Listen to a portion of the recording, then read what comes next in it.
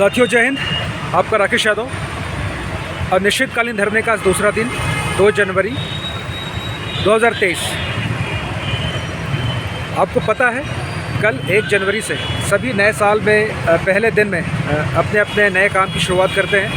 हमने शुरुआत की है नागरिक अधिकारों के लिए संघर्ष के साथ। आप सबको पता है 2 मुद्दे मुख्य हैं कि राज्य सरकार, कांग्रेस सरकार, भूपेश बघेल जी की सरकार, इन्होंने जो पिछले विधानसभा में वादा किया था नागरिकों से, राज्य के नागरिकों से वादा किया था, पुलिस परिवार से भी कुछ स्पेशल वादा किया था, तमाम वादे लंबित हैं, वचन लंबित हैं। आक्रोश नागरिकों में व्यथा है। एक मुद्दा ये है। दूसरा मुद्दा है जो नागरिक समस्याएं हैं, तमाम समस्याएं हैं हम रोज़मर्रा के जीवन में फेस करते हैं। वो सड़क की समस्या हो, नाली की समस्या हो, सड़क की समस्या, चाहे बिजली की समस्या हो, किसी के खेत की समस्या है, किसी के तालाब की समस्या है, तमाम समस्याएं जो रोज़मर्रा के जीवन में आती हैं। अभी एक नई समस्या आई आपके सामने, आरक्षण का मुद्दा है। इससे भी युवा, राज्य भर की युवा बहुत ज़्यादा आक्रोशित है। सब इंस्पेक्टर की भर्ती, इसमें 90,000 अभ्यर्थी हैं जो इंतज़ार कर रहे हैं, प्रतीक्षा कर रहे हैं सालों से कि सरकार भर्ती निकालेगी, अब हम दरोगा बनेंगे, अब वर्दी धारण करेंगे। तो तमाम जो उनके ख्वाब हैं, तमाम जो उनकी अपेक्षा हैं, सपने हैं, तमाम धराशायी हुए जा रहे हैं। उनके सपने चकनाचूर होते जा रहे हैं। तो निश्चित रूप से एक आक्रोश है, गुस्सा है युवाओं में, और युवाओं का गुस्सा काफ़ी है हर तानाशाह को बहा देने के लिए। तो ये 2 मुख्य मुद्दे हैं। हम सब साथ खड़े होंगे, साथ एक स्वर में, जब तानाशाह सरकारों को, उन हुक्मरानों को जो जनभावनाओं को कुचलती हैं, अन्याय करती हैं, उनके अधिकार कुचलती हैं, उनका दमन करती हैं, उनके सम्मान को कुचलती हैं, तो एक जन आक्रोश पैदा होता है, एक महा आंदोलन पैदा होता है। और मान के चलिए परंपरा रही है, कोई भी हुक्मरान जो अपने नागरिकों की, वो नागरिक जो उन्हें वोट देकर चुनते हैं, उनकी जब उपेक्षा करती है, उनके साथ जब अन्याय करती है, उनके अधिकारों को जब कुचलती है, और लोकतांत्रिक ढंग से चुनी जाने के बाद वो तानाशाह का रवैया अपनाने लगती है, वो लोकशाही का दामन छोड़ने लगती है। स्वरूप उसका लोकतंत्र का नज़र आता है, लेकिन उसकी मानसिकता जो है तानाशाह की हो जाती है, फांसीवादी हो जाती है।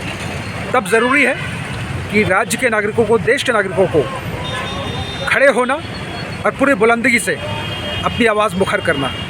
याद रखिए, सरहद पर जवान रक्षा करते हैं देश की, और देश के भीतर जागरूक नागरिक देश की व्यवस्था को, देश के लोकतंत्र को, देश के संविधान को बचाते हैं।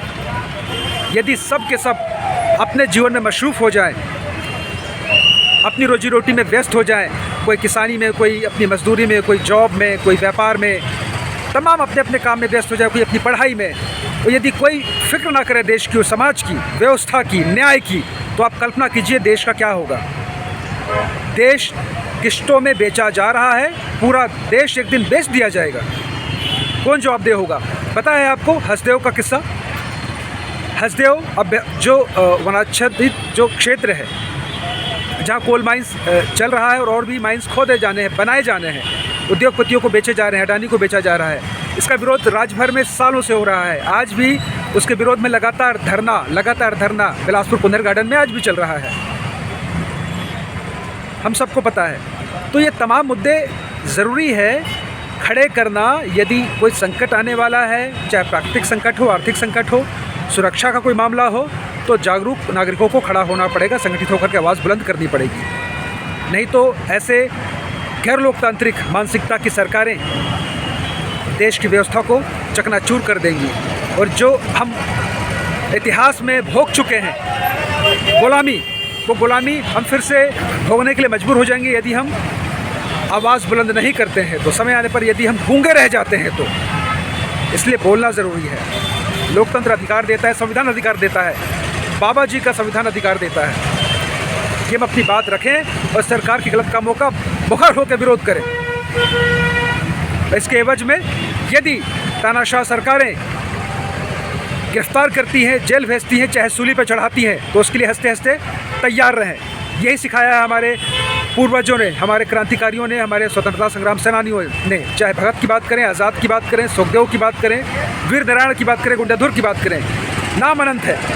झांसी की रानी लक्ष्मीबाई की बात करें, रानी दुर्गावती की बात करें, हर नाम ऐसे अनंत नाम है जो हम जानते भी नहीं हैं। ऐसे अनंत नाम है जो देश के लिए, हमारी आज़ादी के लिए मर मिट गए, हंसते हंसते फंदों पे झूल गए, ताकि हम आने वाली पीढ़ी उनके इस देश को, उनके उस विरासत को संभाल सके, सहज सकें।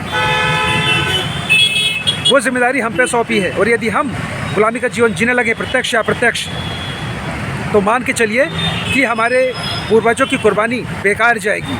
वो अपनी कुर्बानी वापस मांगने लगेंगे जिस दिन, तो हम उनकी बातों का जवाब नहीं दे पाएंगे कि बताइए हम आपने हमारी विरासत क्या संभाल के रखी। जब वो हमसे सवाल करेंगे तो हमारे पास कोई जवाब नहीं होगा। क्या हम पूरी इच्छा शक्ति के साथ, पूरी ईमानदारी के साथ जवाब दे पाएंगे कि हम उनकी विरासत संभाल पा रहे हैं, कि हम स्वार्थ में डूब गए हैं, हम भ्रष्टाचार में डूब गए हैं, हमें फूट आ गई है, हम एक दूसरे के खून के प्यासे हो रहे हैं, एक दूसरे को कब्र में धकेलने के लिए लालायित हैं, एक दूसरे के पैर खींचने के लिए रात दिन षड्यंत्र में लगे हुए हैं। फूट पड़ रही है। ये नहीं सिखाया है हमारे क्रांतिकारियों ने, हमारे अमर महापुरुषों ने सिखाया है कि हम संगठित हों और अपने देश को नई ऊंचाइयों तक ले जाएं, ताकि विश्व में एक सम्मान की नज़र से भारत को देखें लोग।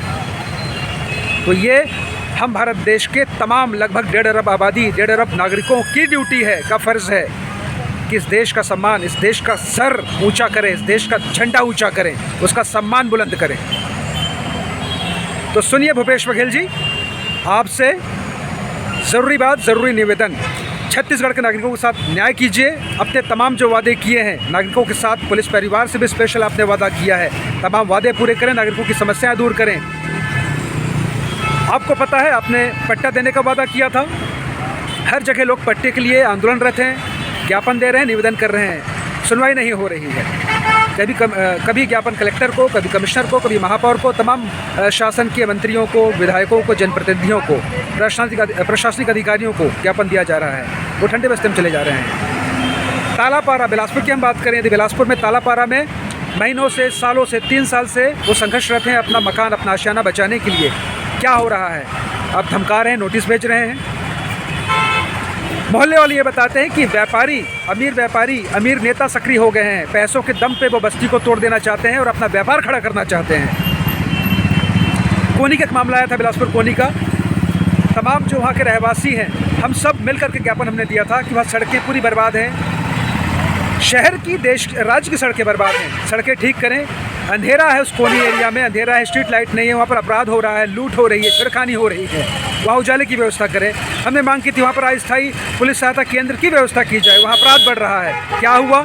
ठंडे बस्ते में कोनी की हम बात करें, वार्ड नंबर 67, और हम लोग जो ज्ञापन दिए थे, एक युवक के साथ वही के लोगों ने मारपीट की, खुलेआम मारपीट की, और ये कहा कि आप नेतागिरी कर रहे हैं, आप न्याय की बात कर रहे हैं, आप सड़कों की बात कर रहे हो, आप बिजली की बात कर रहे हो, आप सुरक्षा की बात कर रहे हो, पुलिस सहायता केंद्र की बात कर रहे हो।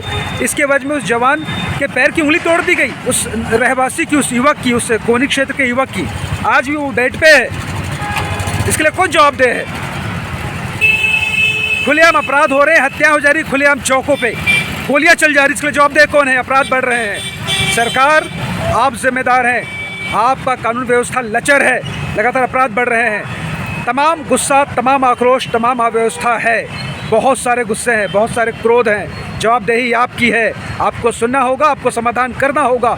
नहीं करोगे समाधान तो यही राज्य के नागरिक जो पिछली बार भाजपा सरकार को उखाड़ फेंके थे, अगले चुनाव में कांग्रेस सरकार को उखाड़ फेंकेंगे, इसकी चिंता कीजिए। और जाते जाते मैं किसानों की बात भी याद करा दूँ कि किसान चिंतित है, वो कह रहे हैं कभी बोरे के दाम बढ़ाते हैं, खाद के दाम बढ़ाते हैं, हमारा रकबा काट देते हैं, हमारे जो धान का मूल्य है एक मुश्त नहीं देते हैं, हमारा जो है बोनस रोक के रखे हैं। तमाम गुस्सा उनके अंदर भी है। और पुलिस परिवार का गुस्सा आप सुन लीजिए, पुलिस फोर्स में बल की कमी है, इसके कारण गार्ड ड्यूटी जो 1-4 की करते हैं जवान, वो 1 दिन की ड्यूटी करनी पड़ रही है मजबूरी में।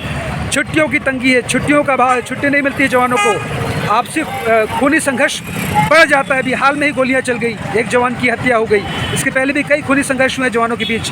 क्यों? मानसिक प्रताड़ना है, वेतन कम है, छुट्टियों का अभाव है, छुट्टियां नहीं मिलती हैं, खूनी संघर्ष हो रहा है, सुसाइड हो रहा है। कौन जिम्मेदार है इसके लिए? सरकार, आप जिम्मेदार हो। आपने, राज्य सरकार, आपने, भूपेश बघेल जी, आपने वीकली ऑफ का आदेश जारी किया, हमने धन्यवाद ज्ञापित किया। आज वर्तमान में वो वीकली ऑफ का आदेश कागजों में, पेपर में बंद है। जवानों को वीकली ऑफ नहीं मिल रहा है। वेतन भत्ते बढ़ाने का वादा था, लंबित है। डीए लंबित है, HRA लंबित है। BSF की भर्ती सहायक रक्षकों की वो लंबित है। नियमितीकरण लंबित है। लाख भर जो एम्प्लॉय हैं वो गुस्से में है, नाराज़ हैं। अनियमित कर्मचारी में हमारे होमगार्ड के जवान भी आते हैं जो पुलिस में सेवा देते हैं, गोपनीय सैनिक के जवान भी आते हैं जो पुलिस में सेवा देते हैं। तमाम आक्रोश बहुत ज़्यादा है, बहुत ज़्यादा आक्रोश है। आप यदि समझ सको इस बयान को, इस आक्रोश के बूंद को, तो समझें, निवेदन है, अनुरोध है, ताकि आपको ये तमाम जो दुखी, प्रताड़ित, परेशान लोग हैं, आपको थैंक यू कह सकें। नहीं तो आक्रोश बढ़ता जा रहा है। बाकी आप बुद्धिजीवी हैं, बुद्धिमान हैं, ज्ञानी हैं, समझदार हैं, क्या करना है आपको। आपकी शिफ्ट ड्यूटी की भी का भी वादा था। तमाम निवेदन। हमारे पुलिस परिवार के अमर शहीद भाई पुष्पराज सिंह की संदेहास्पद अवस्था में मृत्यु हुई थी, जिसे पुलिस परिवार ने हत्या कहा था। उसकी सचिव स्तर की जांच होगी कहा था आपने, वो भी लंबित है। कितनी बात करें, कितनी शिकायत करें आपसे। पूरा एक ज्वालामुखी तैयार हो रहा है आक्रोश का। निवेदन है, समाधान करें, न्याय करें, सम्मान दें, अधिकारों की रक्षा करें, आपराधिक गतिविधियों में रोक लगाएं। प्लीज़ राज्य के नागरिकों के साथ न्याय करें। भूपेश बघेल जी, कांग्रेस सरकार छत्तीसगढ़, कृपया विनम्र अनुरोध, राज्य के नागरिकों के साथ न्याय करें, उनके साथ उनकी फरियाद सुनें, समस्याओं का समाधान करें। जय हिंद, जय छत्तीसगढ़। नेहरू चौक, बिलासपुर से।